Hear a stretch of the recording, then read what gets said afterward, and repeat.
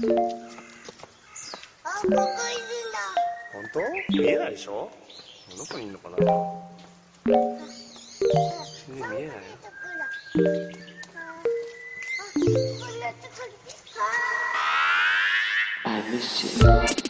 What's good, Internet? It is May 2017, and you are listening to Waypoint Radio live from Lobby 1, Woo! Vice HQ. Doing it. Yeah. Monday morning. Man. Trying to get the energy. I'm still sick. I'm still sick, I like guys. you faked it for a solid 45 seconds, though. I've been faking it for a long time, Patrick. Oh, boy. I'm good at faking it. Oh, boy. Let me tell you. Fake it till you make it. Fake it till I make it. And here we are. It's been a weekend. Yeah. And I think we probably should just get into it. Normally we banter for a little bit. How is your baby? Are there animals? There's animals? Animals are great. Did it poop? Haha. Yeah, there's a lot of poop. I think this time we all just were ready to talk about a video game, though. Yeah. Unless someone has banter that they're desperate to banter about. I just wanted to talk about What the a Vikings. great host.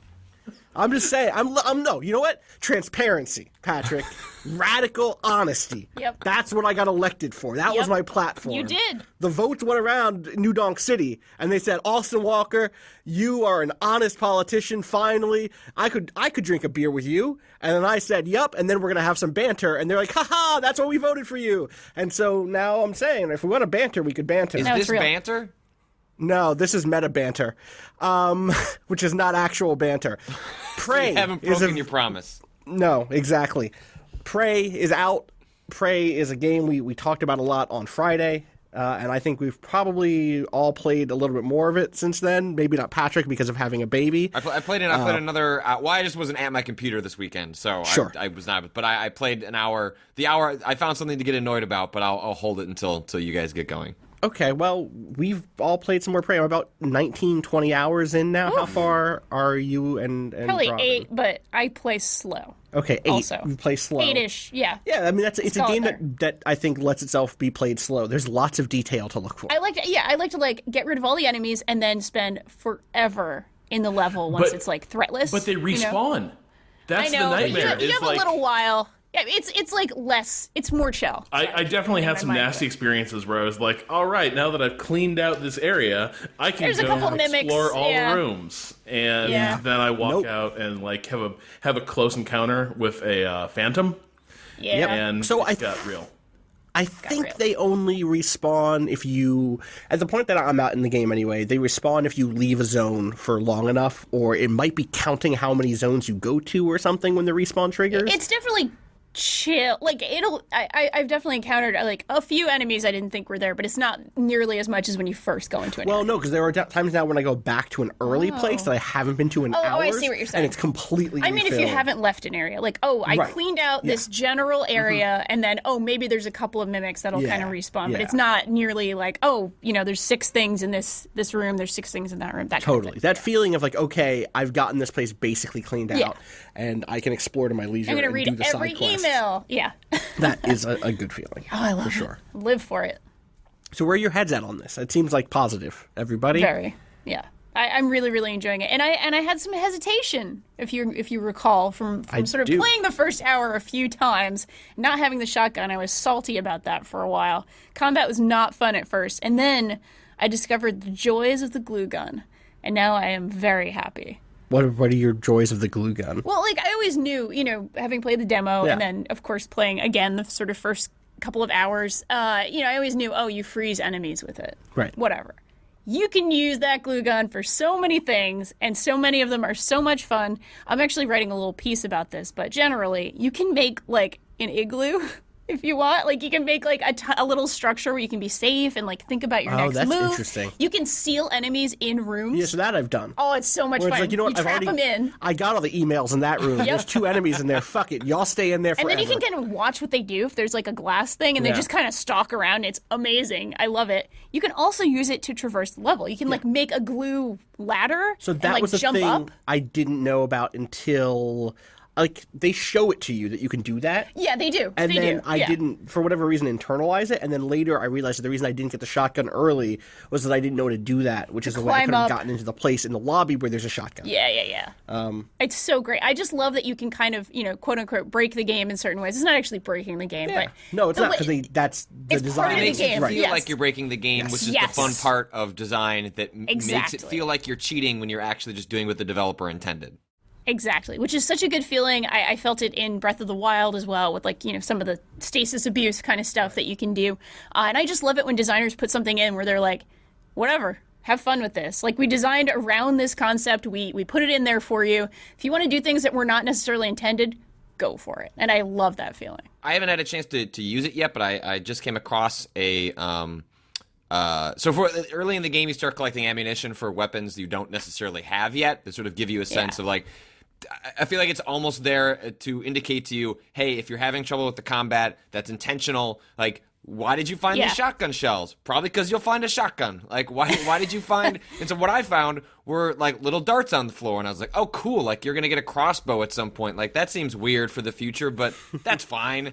And then this morning, for the little bit I played, I did come across a crossbow, but as it turns out, I never looked at the item description for the crossbow bullets, and the crossbow bullets are foam bullets, and it's a Nerf gun. It's a Nerf gun. And its only use is I haven't used it yet, but essentially, like, if you think about it this way, like, there are some areas that you can't get into because you don't have a key card. But the way that doors function in this space station is that on the other side of the door, there's often a button that you push as opposed to hitting with a key card. So I'm speculating. I haven't done this yet, so I actually don't know if it works. This is me just like thinking through how you can like bend, the rules of the game since I got that weapon. But there was like one area I wanted to get to that had an optional side quest, but I don't have the key card. And I'm thinking, well, I'll probably find that key card later and I can come back. Or like I can break the glass windows, but I can't climb through. But I probably could create. I shot one dart through, and I can see the button, and I'm pretty sure I could line it up and hit that button with a dart. Again, I don't know if that works. So I'm not like spoiling anything because I don't know. But it made me laugh because that's a hilarious weapon to include in the game. Like, rather than it being a power that like you shoot from your mind, it's like, no, here's a fucking Nerf gun that you can like try and knock things over and hit things that you're not necessarily supposed to. And that made me laugh. Yeah, so I mean, the Nerf gun is actually how I got a pretty key weapon. Because like I realized there was a tiny little like clear path between me and the magic door button, but you couldn't get the right angle to get to shoot through that little gap. Like if you crouched, you were too low. If you were standing, you were too high. So I kicked over one of those speakers that's playing ambient everywhere in the space station, and like crouched on that and had the perfect angle and unlocked the door. It was sweet. So it works. But the thing I love about the shotgun, though, is that... Not the shotgun. The crossbow. I always love shotguns. But the thing I love Ray about the has crossbow... a good shotgun. It does. So, but yeah. go ahead, Yeah. Is the crossbow, and I think this is where you're going, Danielle. It's the product of these like deeply bored Talos workers. Yes. And there's actually kind of a sad little like... It's funny, but it's also kind of sad because like... These like bored engineers in their off hours are creating like a Nerf war game. They're going to be playing like assassins with the crossbow, and you actually get a pretty good sense for who these nerds are and like what their day to day looks like and what their relationships are. And then of course they sort of share the same fate as everyone else. So the crossbow is like this funny thing, but also points to sort of the bored quotidian nature of corporate life here. Right.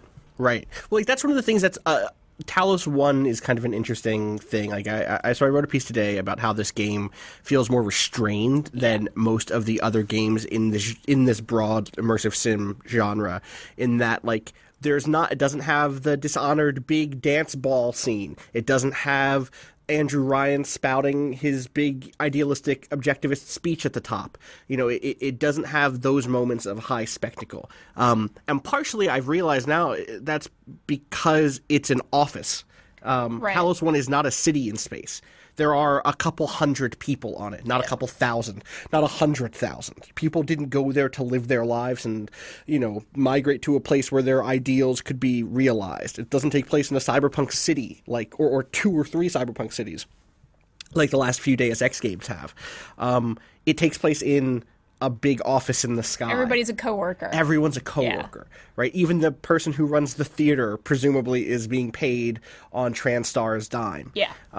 And that does suggest a certain sort of intimacy. Like, one of my favorite things just in the game generally is that you can go to a space station, one of the screens, one of the one of the PCs, and be like, okay, where is this person? Where is their body at? Yeah. They have a transcoder on them that says where they are, and you can hit the button, and it gives you an objective of where their kind of check-in device is, somewhere on the station. And there are quests that take advantage of that say like, oh, hey, the last time I saw this, you get an audio log that says like, all right, Jim, like, you have the key to this thing. Can you run this upstairs to the Arboretum and give this to Alex or whatever?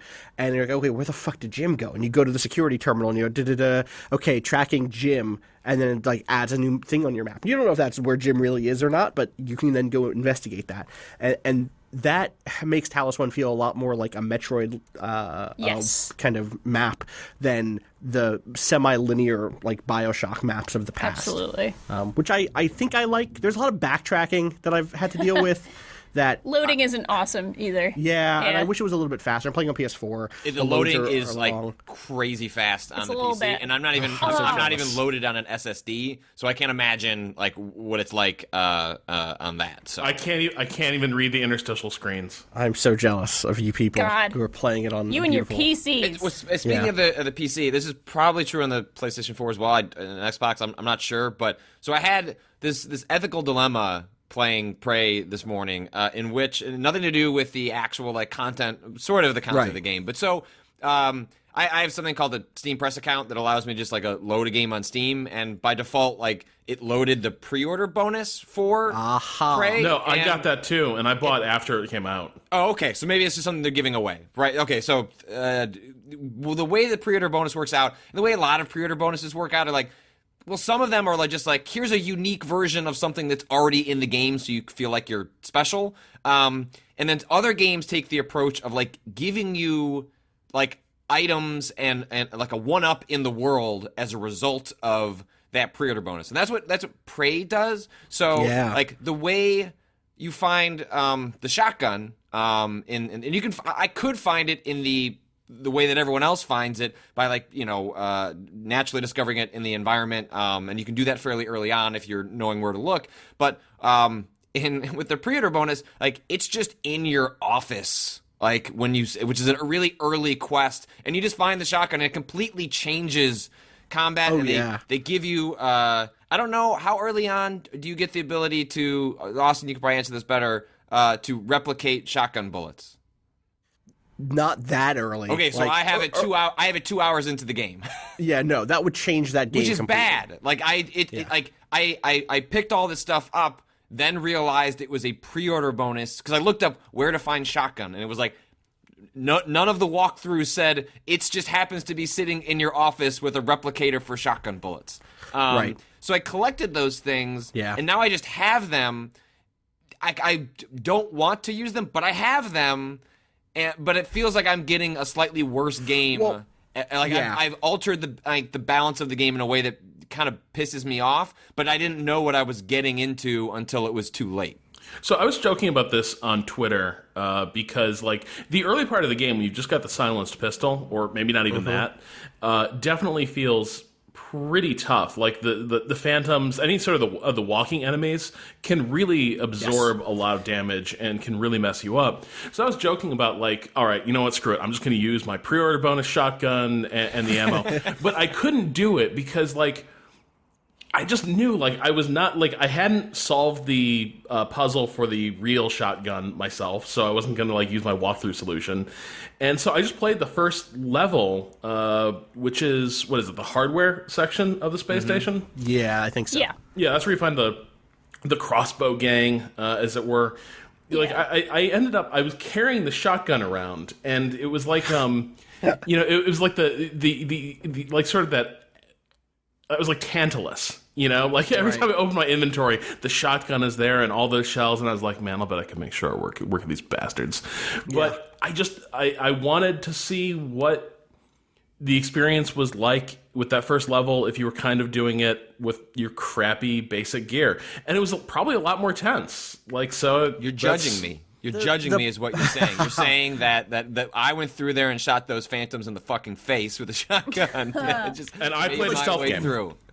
The design yeah. of Prey is that there is a power curve that is about nullifying different types of enemies. Yeah.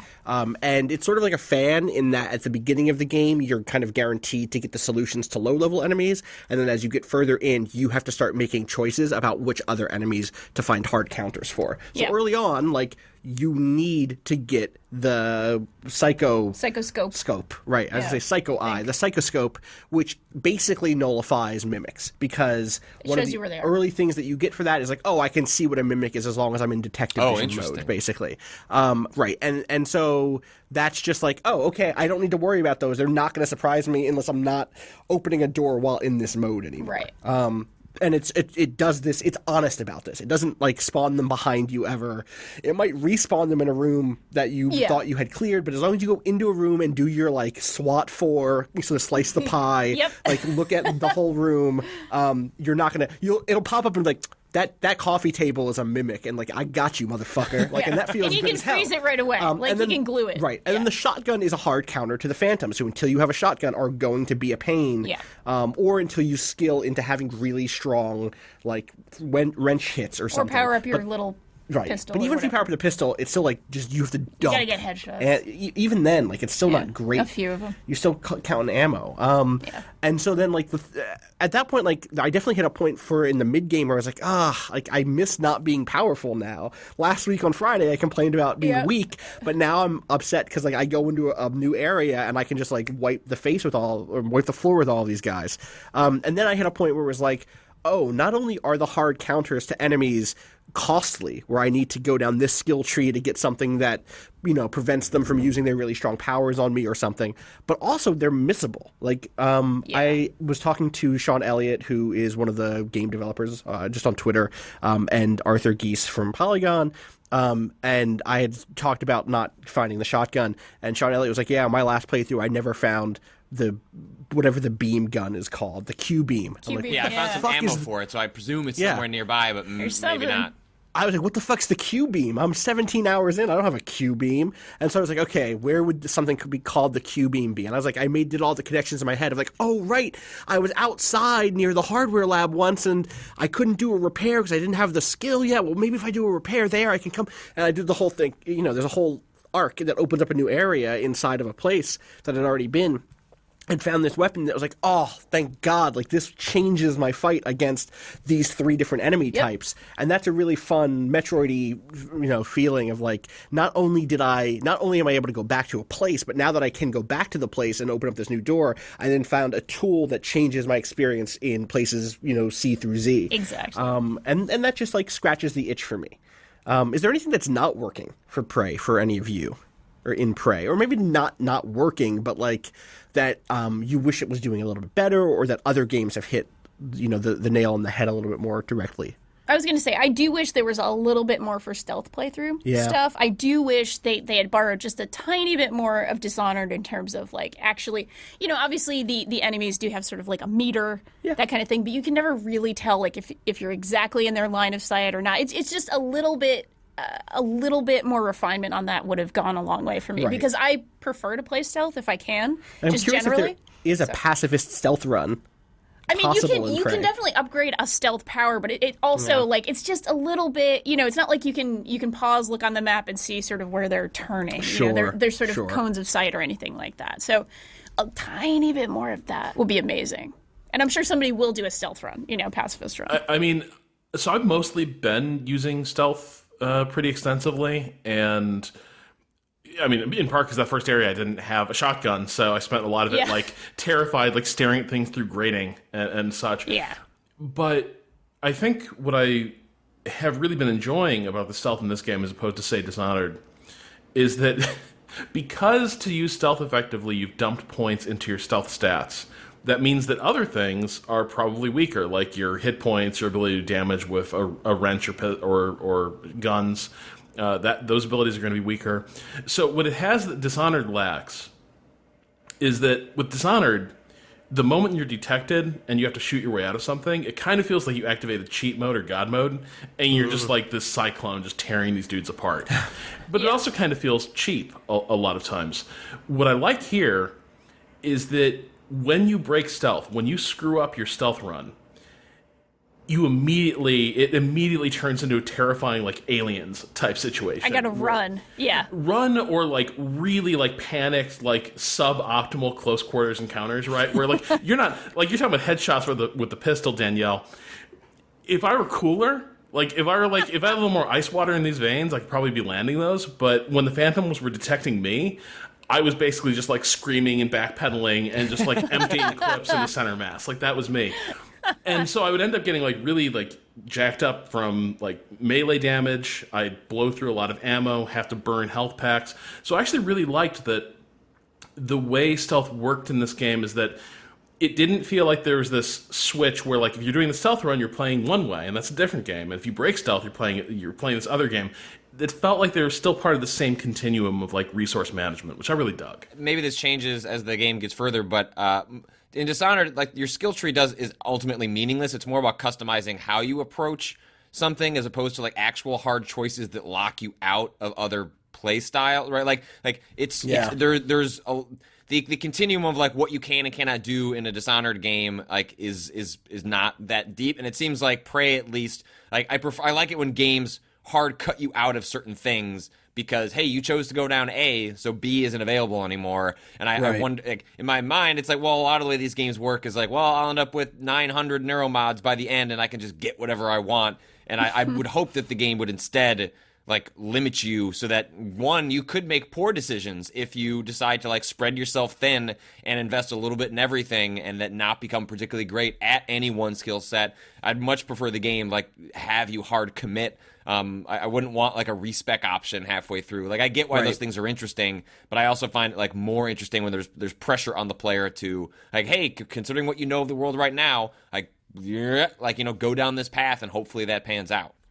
Yeah, so I'll say at 19, 20 hours in, I'm definitely probably not going to fill out that skill tree. Yeah. I'm happy with the blend of decisions I make on that tree, where sometimes I'm in a position where I have 5 neuromods available. So a very small mechanical spoiler.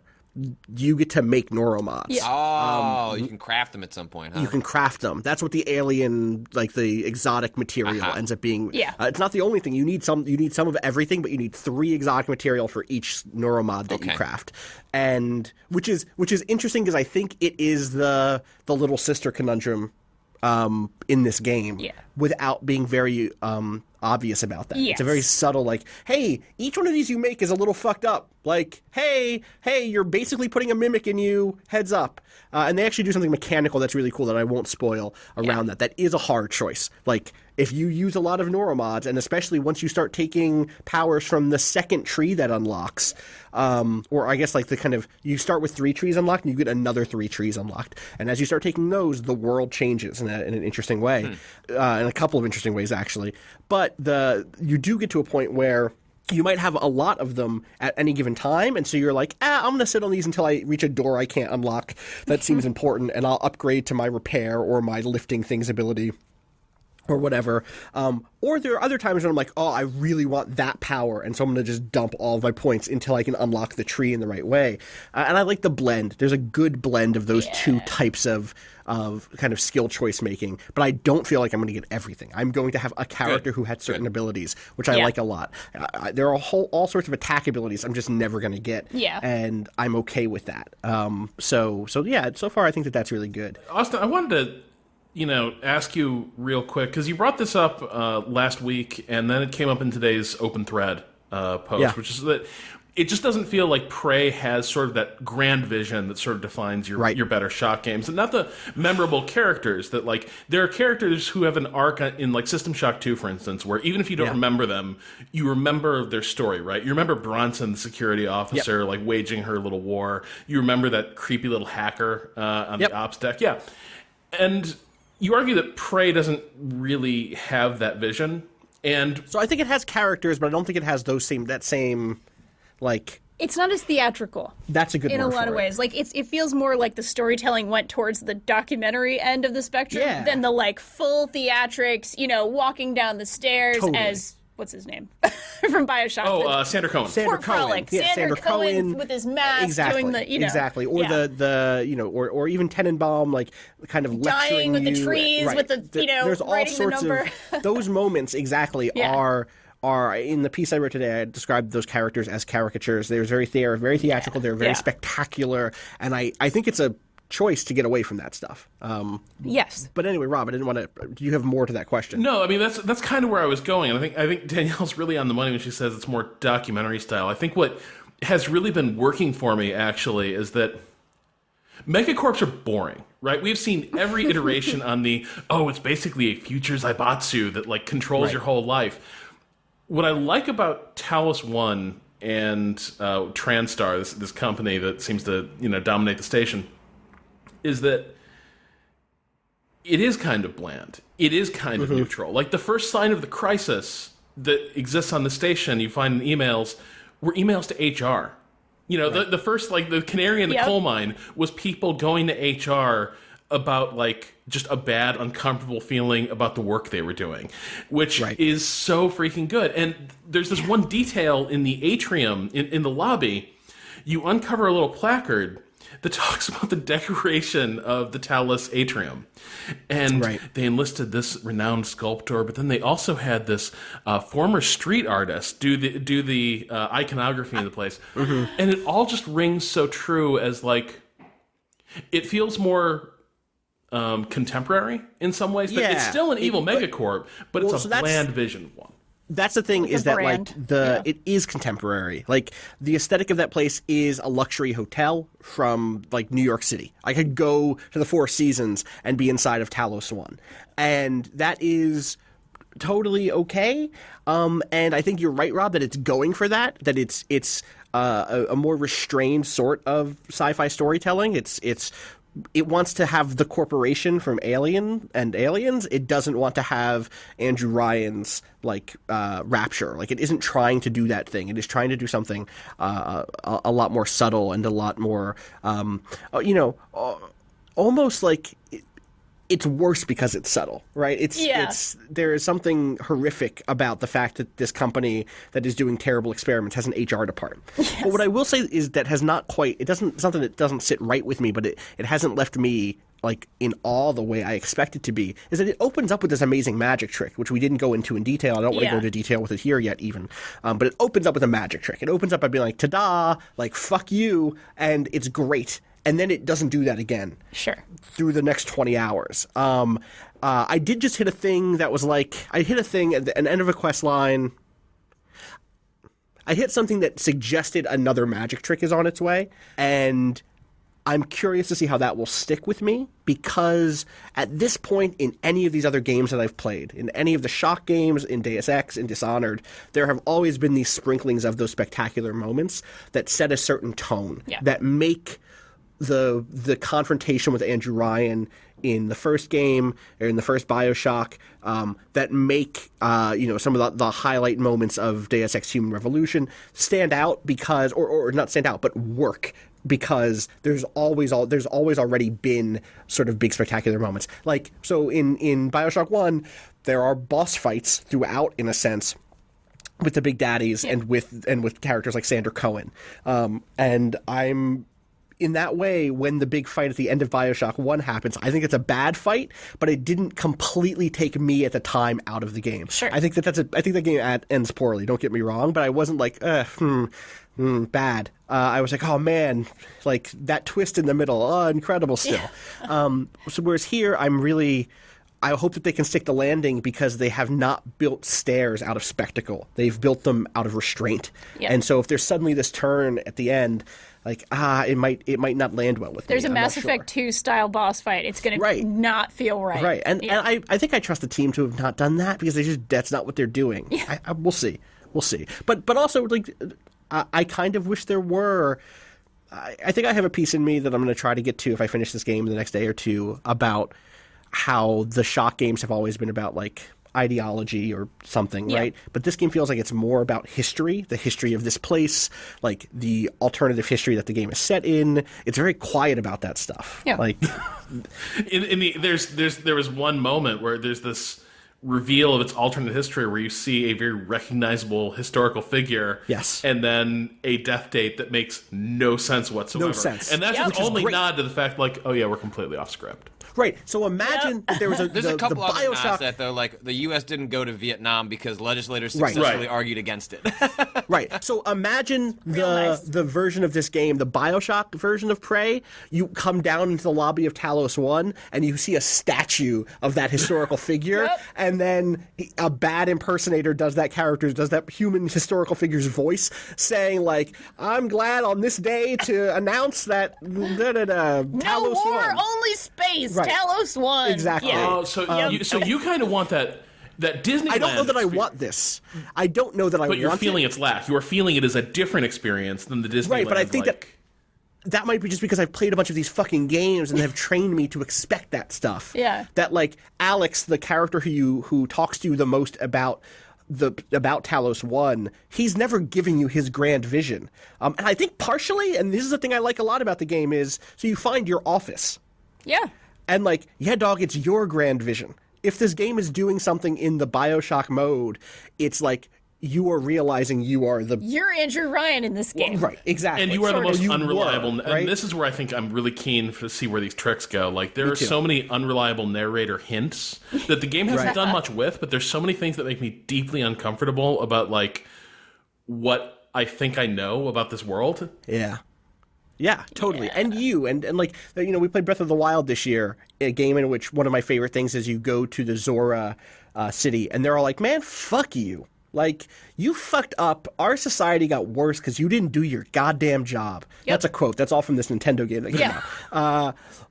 But That's what Prince Sinai every now tells and then you. you get a taste of that in Yeah. Prey, where it's like, Morgan, can't trust her, man. Yeah, there's a lot of God. I got another Morgan request today. There's Yes. an email that actually says that Yeah. literally, and it's very amusing. And so, that yeah, way. I'm curious to see if they stick the landing on Yeah. it. I'm hoping they really do because I'm in this middling place where I'm really enjoying it as a game, and it's scratching all of those, like, the itches I have. It's systemic interaction and and like player choice and all that A stuff. little bit of that cyberpunk But I stuff. can't yet think about the conversation I'm going to have 2 years from now about, oh, do you remember when X said Y? I can't believe, you know, Z betrayed me or whatever. And it might be okay that doesn't happen, but we'll see. I'm curious. Yeah. I think that's going to do it for our Prey talk today. Yeah. We really like this game, apparently. It's real good. There's a lot of good games this year. Briefly, before we move on to the question bucket, Rob, I need to know. It's time. It's time for the Viking Minute. Tell me about your Vikings. Viking Minute called Okay. Loot, Pray, Love. That's the sound Vikings Little make. telegraph sound, Do-do-do-do-do. little spinning Yeah. globe, little spinning shield. Yeah, Anyway, exactly. yeah. News from the battlefront. Yeah. Now, from Nordland, Ragnarvir the Viking has just... Ragnarvir the Viking has just... Please do the whole thing like that. I can't. I can't sustain that. Ragnarvir the Viking has taken to sea and has started raiding, except certain members of his crew, every time he touches down on a different part of the undefended English coast, certain members of his crew are like, shouldn't we be friends with the locals? Maybe there's ways we can sort of reach out to them and, like, you know, sort of like trade with them and, like, maybe do favors for them. And then other members of my party are like, look at that undefended abbey. It is full of treasures. And I'm like, I'll bet that thing is really full of treasures. Damn, I want to loot that abbey. But unfortunately, because I identify with the people who, like, live in places and defend things and build things, I'm like, I'll bet they have some really good fetch quests that they need me to do.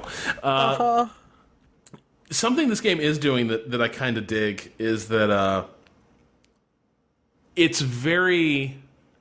It is a mystical world that you inhabit, but it may or may not be magical, is the cool thing. Like, there's characters for whom magic is completely real. Like magical creatures, spells, all these things, like, exist in this world for some of the characters. But couldn't it also all be explained another way? And the game, like, so far at least, like, pretty far in, walks this tightrope of, like, look, this isn't an age of science or reason. Like, you can puzzle some stuff out, but other people, like, believe that the gods are real and walk among us. Right. And you have to navigate, like, how to interact with the world based on these, like, competing understandings of how it works. So by that, do you mean, like, you never fight, like, the sea monster, but you can go to a city and it's like, sea monster got 12 of our boys. Like, they're just gone now. Sorry. Like, it sucks. I'm really sad right now. Yeah, that's kind of how it's working. Like, you know, the swamp people, you know, the lantern men have been abducting people again. And you're like, well, maybe we'll go out to the swamp and go address that. And you encounter some people that may or may not be, like, completely human. You're not sure. You can, like, it depends They on... might be drowners. What do you want to believe about this world? And the game kind of, like, leaves that ball in your corner, which I find kind of a neat trick. I am going to say, we talked a little bit about this on Throughs Ahead this week. It's not an amazing, like, game in a lot of, like, anytime you examine its component parts to talk about any single element, you can start to find the flaws. Right. But taken as a whole, it is, like, just a really pleasant game to have sort of in the background of your gaming life. Like, it is the ultimate, like, it's got a cool atmosphere. It's not going to challenge you too much if you're not playing on, like, crazy difficulty. So it's a really nice game to just sort of hop in, play, like, 30, 40 minutes, do some cool raiding or not, and hop back out. The tone, the magic, like, is it mystical, is it magical thing reminds me a lot of one of my favorite games, which is, why am I blanking? King of Dragon Pass, which is a game in which, like, yeah, there's a magic stat, and you can pray to the gods, and things happen, but, like, one of the big things that happens is you go on hero quests where you're trying to reenact the kind of, the cultural events, the kind of mythological events of your people. But, like, maybe it's just you and everybody else doing mushrooms and, like, role-playing in the woods. Sure. But sometimes it seems like you go to the realm of the death god. Like, I don't know. It's weird. And I like that game a lot. So that game you're talking about is Expeditions Vikings, though, Rob? That's the name? Expeditions Viking, yep. I have a question. So for folks like myself that are not super hardcore into strategy games, but, like, I think there are a lot of people that play, like, Fire Emblem, XCOM, and, like, maybe that's, like, as far as they go into strategy. But, like, so not strategy light necessarily, like both those games have a lot of interesting depth to them, but aren't necessarily like, they just kind of flirt with the strategy genre. You know, maybe play a little Final Fantasy Tactics, but like that's about it. Like, where does this game, because you're so hardcore in the genre that like it's hard for me sometimes to know, like, Rob liked this game. Does this mean I could like this game, or this game would go right over my head? So, like, where does this game fall in terms of, like, if you've played, like, Fire Emblem, XCOM, like, Disgaea, games like that, like, where does this fall if you were interested in sort of what you sold so far? Pretty close to those, actually. Like, the strategy stuff is definitely backgrounded. Like, most of the strategy elements come with the metagame layer, and those don't even necessarily tie into what you're doing minute to minute all that much. It is, by and large, a like RPG tactics game, so it's much more Fallout Tactics than it is like even XCOM. Okay. So how many characters are you like controlling? Like how many people? How many plates are you spinning? I guess is a question. You carry 6 characters into each battle. Okay. But it's XCOM-y. You've got a much deeper bench outside of that. So with each encounter, with each area you enter, you decide, who am I bringing with me this time? The nice thing is that everyone gets skill points, at least so far. Like, everyone gets the skill points, so it's not like your second-tier characters end up benched. I fucking love when games do that. That's so good. So everyone's and leveling simple. up. Everyone's going to be viable. You don't need to be, like, distributing the XP. Like, your whole party is going to be at a certain level. It's just, the bigger question is, what kind of builds are you bringing out? So it's it's definitely like it's, if you're looking for a really good tactics game, I think this is my big problem. The battles are fun, and some of them are actually really well constructed. A lot of your encounters, though, are very like, you definitely just buzzsaw through the enemy, and it's not like it's not a tense fight. It's just like, okay, I got to kill these guys. But that's really my only beef. Yeah, I like a nice background game, and I like a nice tactics game. Like, I wish every day I wish that game was on the Switch just so I could have it in bed or on my commute. Like, I can't believe how often I'm saying that, but like, I wish Expeditions Vikings was on the Switch, which It's got a touchscreen. It seems like a weird fit, but yeah, it has a touchscreen. Maybe Let me it'll just work. touch on them Vikings. You got to touch on your Vikings. Let me touch all right. those Vikings. You That's all know, I'm saying. They have those very fluffy, textured They got coats. beards. They got beards. coats. Oh man, my guy just has such a beard. It's great. Oh, Man, good job, beard. Vikings. Y'all got that beard shit on lock. I think it's time for us to go to the question bucket. Dig into that question bucket, look at some stuff, and answer your questions. If you have questions, you can send them into us at gamingadvice.com. Use the subject question, and that way we'll know it's a question. And that way it'll go into the right Google label, and then it won't fill up our regular inbox. Again, transparency. Good my thinking. platform. Yeah. This one comes in from Chris, who I love this question because Chris wrote it to us twice and tried to change it up. But I'm going to read the whole thing because Chris is like, I think the first version of this is bad. I think the first version is good. So You did this comes good, from Chris. who says, I've been thinking about what prompts each of you to write articles that aren't timely, that are not timely. There are events that will cause clusters of critical takes on games, new releases and their critical responses, announcements and their past and potential futures, anniversaries and their reflections. But what about those seemingly out-of-nowhere ideas? I'll sometimes come across an article that seems to be from some personal experience. What tends to spawn your thinking about certain games? Are there focal points of thought and ideas your mind enjoys wandering in particular? With no offense intended, there must be far more unfinished, incomplete experiments of ideas that have never reached a publishable state.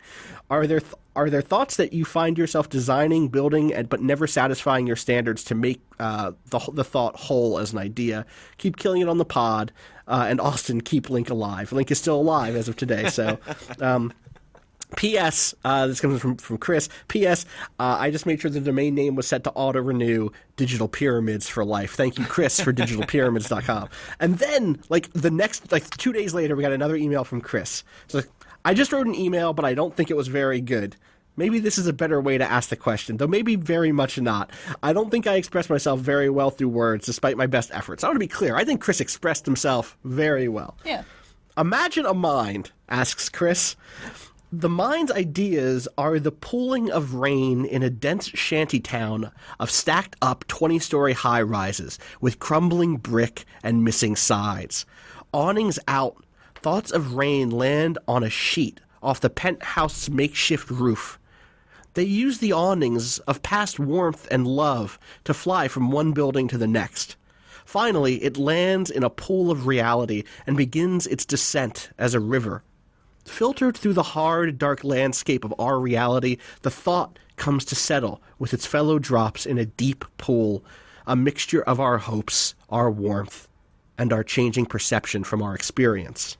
What are the awnings of hope and warmth that inspire your favorite thoughts about games? Thanks, Chris. Cleared that That right up. started like Dishonored at first with the crumbling buildings and jumping but from then thing to the thing. water comes down. Then the water started, and it was more like everything, like the everything, molecules and Abzu. everything. Yeah. Yeah, you know. We went to some cool places. So why do we write about old games?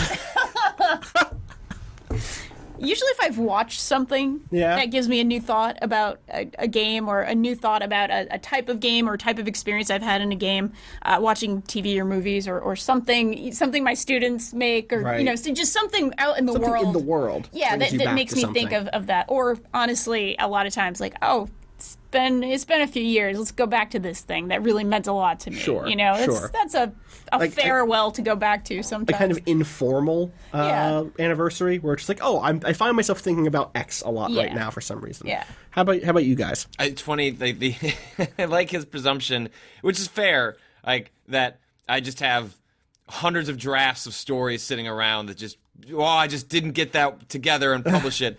The reality of being a full-time writer, especially like us, that sort of functions in 600 to 800 word sort of blog posts a lot of the time, is that if you have an idea and you've committed 2 hours to writing it, that shit goes online, regardless of how psyched you are about where that idea landed. Make it good. Not get it out. that there aren't some that you can pull the ripcord on every once in a while, but if I think back to the last couple of years of writing, it is rare that I begin on something and then finish it, and then that doesn't go on the page. Now, the idea may change along the way. But it is exceedingly rare to the point that I don't even know if I've had one over the last couple of years where, like, if I've written 800 words, those 800 words are going up on a website because I put the time in, and that's what I'm asked to do on a daily basis. So it's more like if things get axed, they happen long before I start thinking through. And that's partially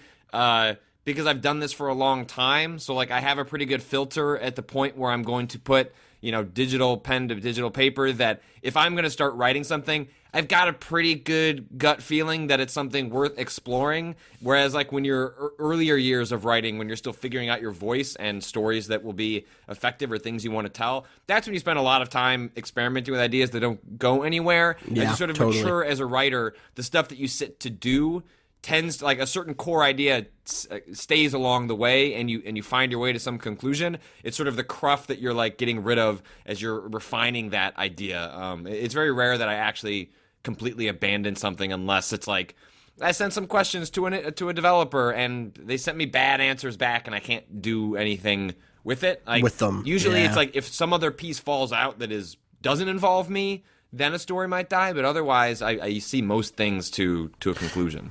Yeah, you definitely get better, at least I have, at saying, like, no, I actually don't have the chops or time to write this story. I'd love to write this deep dive into XYZ, but it's not feasible, so I'm not going to start working on it. I probably have more unfinished drafts than you, Patrick, but that's because I get pulled into meetings a lot here. We're like, oh, man, I really want to write about AI in games in Q1. Like, oh, it's Q2 now? Shit. Okay. I just haven't had the time to sit down and hammer that out. But I think that's different. Like, if you were, like, if you didn't have those responsibilities and you were just sitting and doing pure writing, those ideas would have been finished as opposed to ideas abandoned because you realized halfway through there wasn't anything to say. Totally. Rob, as someone who has done a ton of writing. Yeah, so when you're a freelancer, it's definitely a lot more like what Patrick was describing. Like, it's not awnings of like hope and aspiration that are sort of catching these thoughts. It's like, imagine a river and a parched town that needs water to live, and that river can never stop flowing. You're just hacking out like new channels to keep feeding it, or else you all starve. But yeah. In terms of like when it comes to like revisiting old games and like, I guess sort of when you're writing something that's not really speaking to something in the discourse or isn't really like in tune with whatever the hot stories of like this week are. Whenever you're sort of writing something that's not necessarily contemporary, I think a big part of it is a lot of times, for me at least, I'll be playing something old and I'll find a new resonance for it. Like something that in this historical moment, in the conversations that are happening right now, in games or beyond games, I find something in this older experience that somehow relates to something that we're all experiencing now, or somehow foretells something that we're experiencing, that like there's something there that you didn't see before. But now the context has changed, and you play this game here, and suddenly it's interesting in a new way. And that is usually, like, when that happens, that's usually where I have my, okay, I gotta write this down moment. And a lot of times those ideas sort of fade with the, the morning sun. Like, you wake up and you're like, that's not really an interesting idea. But some of them linger, and they keep developing, and then you find yourself gutting them out, in the middle of the night. Yeah, that's pretty much where I'm at on a lot of the stuff too. Is like something, and it's kind of like the same thing you were saying, Danielle. It's like something in the world will bring me back to a thing. It's rare for me that it's just like, oh, I have a hankering to go play that old game again. Right. But it's like, oh, we've been talking about zombies a lot recently. I'm going to do this thing on State of Decay, or something like that, or just like sometimes something else, which is just like, I will find a way to write about something that's been in my head for 12 years, but that I've never had the opportunity to, because there is suddenly an opportunity. And I might not even peg it as cleanly as I could or whatever, or maybe I will. But that stuff, I think, there's inspiration everywhere for me. Yes. Like, but it's rare that I'm like, okay, this is a thing I need to write, and then it doesn't get written. Like, even if that means staying up late, even if that means working from the office extra late when actually people leave and I can actually get writing done. A little quieter here. It's nice to write here at night. Like, it really is. Yeah. But that means staying here until night, so. I will say on that note as well, just very, very briefly, that getting outside of playing a game gives me my best thoughts about games. Yeah. Always. I know a lot of people have, like, the shower thing. Like, I have my best thinking. I do it while running or, like, you know, my ambulance or something. It's always, like, when I'm completely outside of the experience of playing a game, that's when I have my best and clearest thoughts about playing games. Yeah. I don't know why, but that's just how it works. So. Yeah, I'm with you. Like, I you know, say what you will about Mad Men. Like, I know that show has had an arc of Sure. you know, worship to kind of criticism to who knows. But there's a line in the first season in which Don Draper is speaking to one of his mistresses. The I think she was the department store lady? copywriter. No, not her. The actual writer. The actual writer. Yeah. The writer. I think she maybe did like. Yes. I birthday remember. cards. Yes, and, his original mistress. She's a copy. Yeah. His original mistress. Mistress number one. Mistress number one. Artist. She's an artist. Hip. Yeah.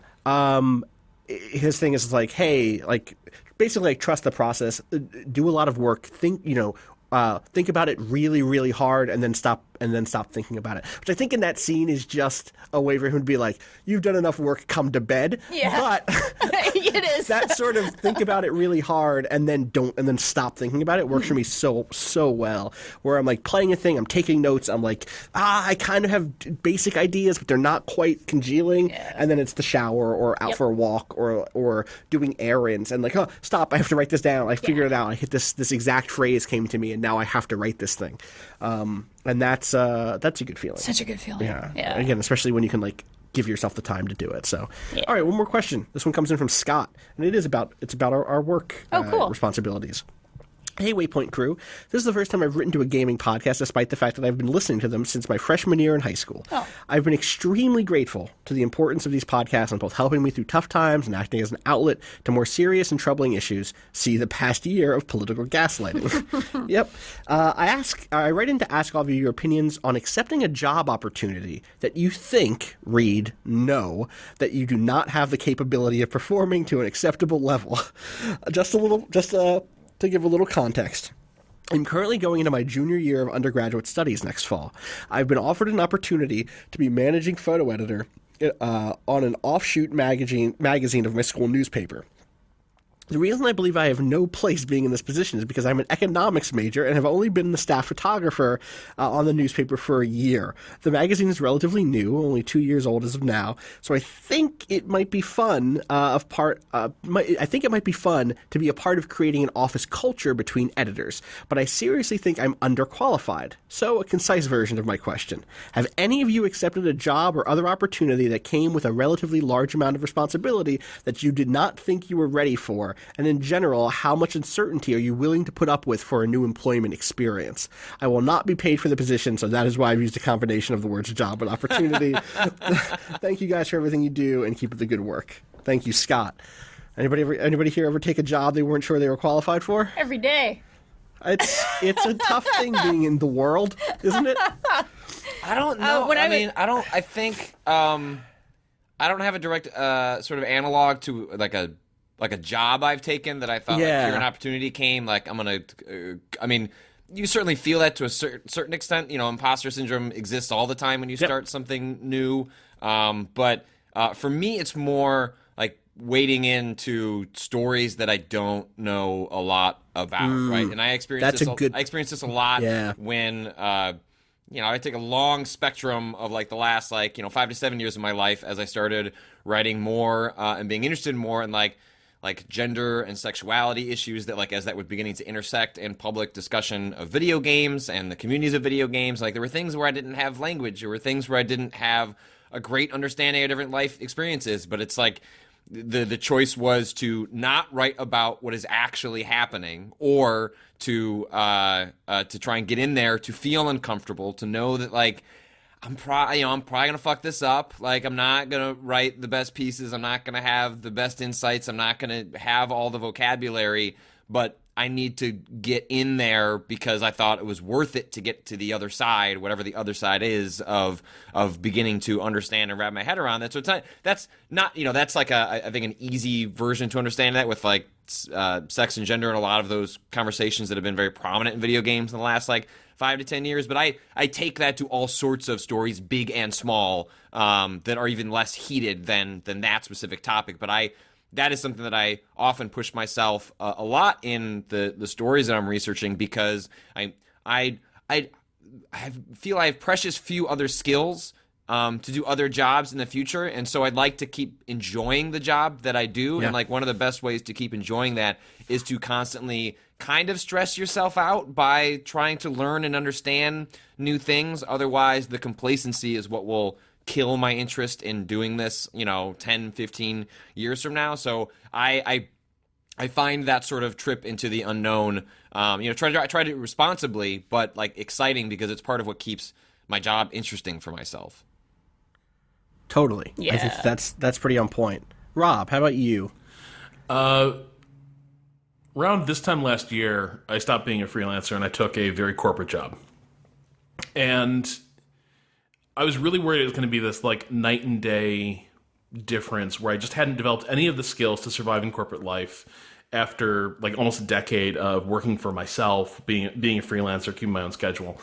And so I definitely had this doubt that I had the skills to succeed in a role like that. Two things I discovered. One is that a lot of people don't have those skills, and that doesn't stop them from taking those jobs, man. Like, For sure. Dude, like good people have self-doubt. The shitty ones do not, and they will step right on up and take those jobs.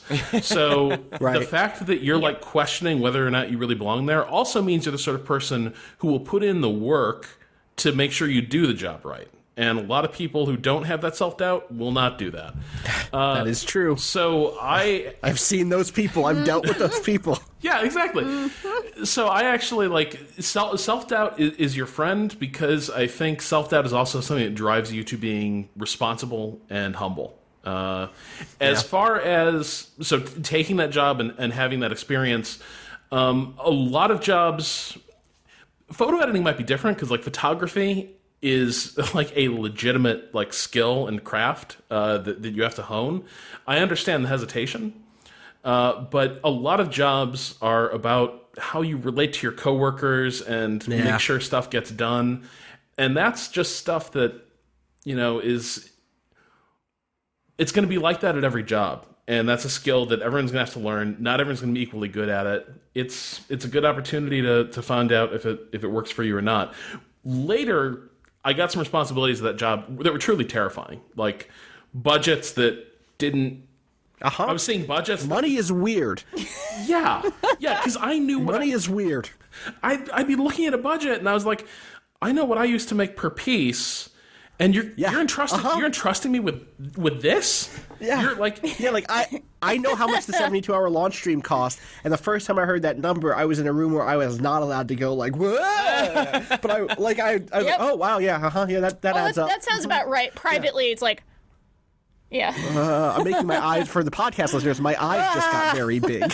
Yeah, and like, so you'll have those moments where like you are executing projects that a year ago, 2 years ago, were inconceivable. Like, you would never be the person in the room making this stuff happen. You'd never be at a company like this, like leading initiatives like that you're discussing.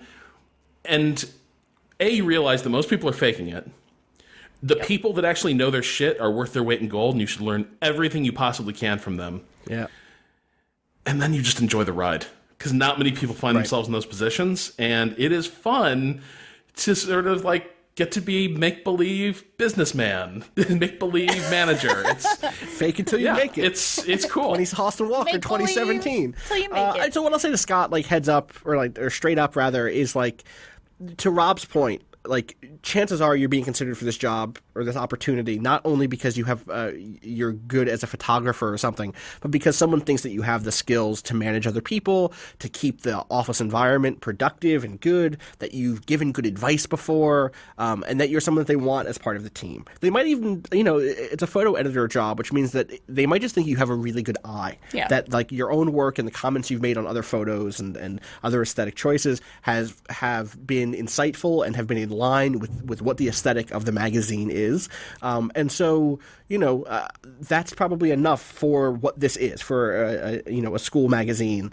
That is probably enough for you to be like, yeah, let me go in there and try to get that experience. Maybe they're completely wrong, but if so, that's kind of on them and not you, right? Like if someone takes that bet on you, they're taking that bet on you, and they're the person who made that bet. It's your job to try to like do well at it and learn as much as you can, but not necessarily to like back out because you're not quite sure if you're up to the task. Now, if you feel like you're not up to the task in all those other ways, where you think like, oh, actually, I kind of hate everyone in that office. I don't think I'll be able to keep this time. I think I'm not even going to be able to show up to the job, let alone figure it out. Then like, yeah, maybe have that honest conversation with yourself. I did that when I got in my first master's program right out of undergrad. I was like, I'm getting the bio. I think I've told this story before, but like there was a summer during which everybody had to send around their biography about what they'd been doing lately and what their like philosophical like area of expertise was. And I was okay on the philosophical area of expertise. I'd been a decent student. I had a specialty. But like my life experience was like, I'm just out of college, and also I'm broke and I can barely afford this at all. I have to take out 1 billion loans that I don't know that I'm even qualified for. And then everybody else was like, well, I just got back from the European Philosophy Conference. Oh, I just got back from a year spent in East Asia. Yeah. Oh, well, I'm running a small business. I'm like, I gotta go. Bye. Like you're all in a place where you are responsible in a way that I am not yet responsible. Well, and then there's also, like, as you get older, you sort of realize what, like, so I'm at the age where, like, I know, like, I don't ever really want to be in, like, a big management position. Like, I like what I do. I know what I'm good at. Like, to pull back the veil a little bit, like, before Waypoint was Waypoint, like, Austin and I interviewed for the same job, and I didn't want to move to New York, so I was out of the running very early because I had just bought a house and had a kid and blah, blah, blah. Right. But, like, one thing I realized after that floated away was, like, I have zero interest in that job, like, because what I like doing is, like, I feel like I'm a really good reporter. I like being, like, a support beam as part of a website, but I just didn't have the interest, and I don't think the skills to like be a good like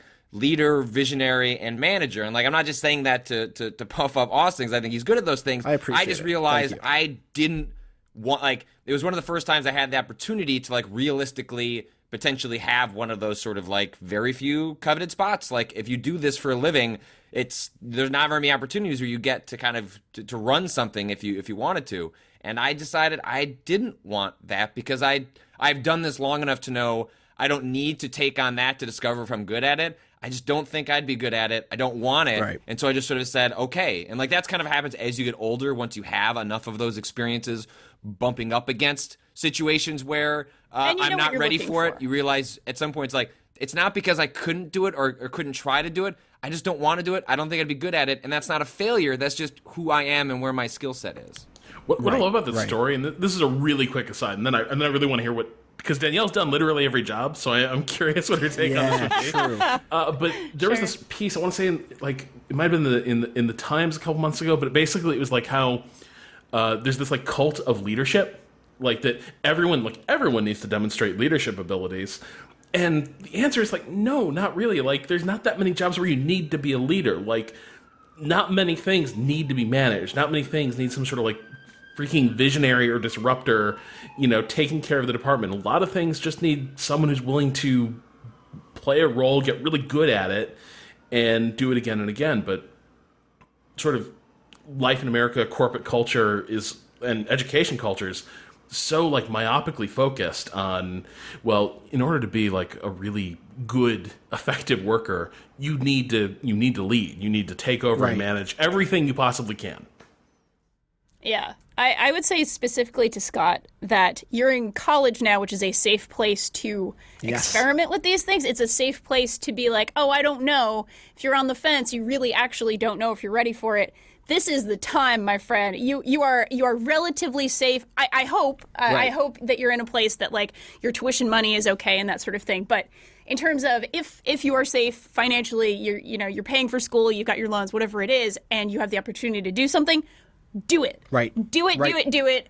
Absolutely. Find out the things that you love. Find out the things that you're going to be good at. This is the last safe time in your life to do those things. Because if you're wrong and they're like, listen, buddy, you got to go. You're terrible at this. Then you know. And then in 10 years, you'll be at a party and be like, yeah, I was the managing photo editor of a magazine once. They fired me because I am bad at that. And that's but you a won't good be out on the story. street because you were fired from a job. Right, like this isn't a job that pays you. You're not like you're not in the kind of terrible situation that people can be in sometimes where they're like, well, the money is really good. I can't say no to this because I got bills. Yeah. You know, and like that situation can kind of suck. Whereas here it's like, yeah, get that experience. If you have the free time and you have the enthusiasm for it, do it. I think that people in general should always challenge themselves and be thoughtful. You think that? I think the second part is incredibly important. Yeah. Incredibly important. That's the part that I think American culture shits all over all the time. Be thoughtful.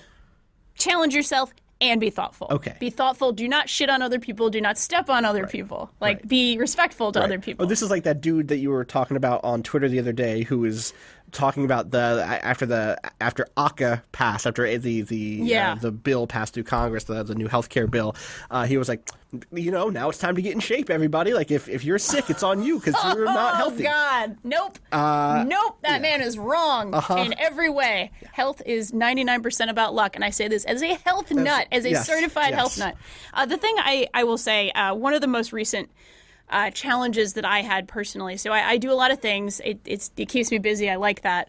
When I first became made a crew chief on my ambulance, which means that's the person who makes the decisions. Right. The buck stops with you. Somebody could be dying, and often they are on an ambulance, on a 911 call.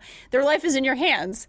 And that was a pretty extreme thing for me to kind of step into and be like, okay, I've been doing EMS for a few months now. All right, I guess I'm going to make these decisions. Hope I don't give you the wrong medicine and kill you. Right. But honestly, I'm so happy that I did that. I'm so happy that I can now feel at least relatively comfortable with my own decisions and trust the crew that I ride with and trust, my own knowledge and feel like, all right, with every situation, no matter how dire or how small, you can always take a deep breath, look at what your options are, and do it. And again, like, if it comes down to it, I know it's cheesy as hell, but, like, mantras help me. So, like, challenge yourself and be thoughtful and just use that as there's something way through. Really good about taking an opportunity that that you have some questions about, or that you're maybe scared not of. 100% sure of. Yeah. Right. Like, consider that 2.5 years ago, very few people who are listening to us knew who the fuck I was, right? Like, I was a freelancer and an academic in a small field in a not very large college in Canada. So even taking the jump to Giant Bomb was already a big, like, okay, like, I'm pretty sure I can do this, but who knows? And then taking the jump here was similarly like, I was able to do the thing where I built out a plan about what I wanted to build. I guess unlike Patrick, I definitely had the thought with myself of like, okay, do I want to build a thing? Do I want to try to group up with people who I respect and like try to put a thing together where I am in a management role, or do I want to stay a writer for now? And to some degree I could have done either. I like both quite a bit. And then the thing that happened when I got here, which was really great, and which is what I hope happens with Scott, is you find yourself in a room where there are people who go like, wow, what do you think about this? And then you go like, oh, I'm so glad I'm in this room. If I wasn't in this room, this documentary would be way worse. Yeah. Like, I'm contributing. Like, me being here is having a positive effect. What a relief. Like, not only was I, like, quote unquote qualified, but, like, I can see that I'm here for a reason in a way that will help, will make things better. Being in a room where a decision gets made, my input helps. Even if I'm not as good at production as this professional producer is. I could never do the thing that they did. But I can say, like, let's not do long shots on computer hardware because, like, it's not 2009. We're not The Verge, right? Like, which, no shots at The Verge, which is, like, not who we are. So yeah, like, I think that I'm hoping, like, or I think this is true in general for me when I've pushed myself, when I've challenged myself, and when I've been thoughtful. Yes. I end up getting this this feedback loop of like, oh, actually, like, it's good that I was here. It's good that I'm here. And that's someone who's, like, historically very neurotic, and, I grew up hating myself and all the things that a lot of people who end up writing for video game websites do. Like, deeply filled with self-doubt. And it's only been through putting myself in challenging situations and, thankfully being supported by people who are either on staff or elsewhere at the places I've worked, where I've been able to build that confidence that I can do more things and different things. So take the job, Scott. That's my advice. You can do it, buddy. That's my non-legally binding advice. What's the thing the McElroys say? Not The McElroys are not experts. Not experts. I'm not an expert in anything except transparency, which I've established. I think that's going to do it for us this week. Patrick, where can people find you on the internet? Find me at Patrick Klepek. Rob Zachney. At Rob Zachney. Danielle Riendo. Danielle R.I. You can find me on the internet at Austin_Walker. You can find everything that Waypoint does at waypoint.vice.com. We're on Twitter at twitter.com/Waypoint. We're on Facebook, facebook.com/WaypointVice. We're on YouTube, youtube.com/WaypointVice also. You can go to our forums at forum.waypoint.vice.com or discourse.zone. Shout outs again to Civil Twilight for setting that up. That's good. You should go to the forums also starting very soon, because we are doing a group playthrough of Binary Domain. Yeah. One of us should make that forum post today. Maybe we'll just make a news post on the site, and then we'll turn that into a forum post where we're going to play through Binary Domain, and then at the end of the month we're going to get together and we're going to talk about Binary Domain. It's our new video game book club. Also, a thing you should do is write into questions, or you write into gaming@vice.com and use the subject better name than video game book club to suggest some names for VG. BC. Yeah. That's it. That's the one. Or just go to the forums and post about it there. Shoutouts as always, Dylan, Tim Barnes 451 on Twitter. And shoutouts to Bowen for letting us use his track Miss You off the EP Pale Machine. You can find out more about that at waypoint.zone/BOEN. Danielle, what do we say to him? Be good and be good at it. Peace.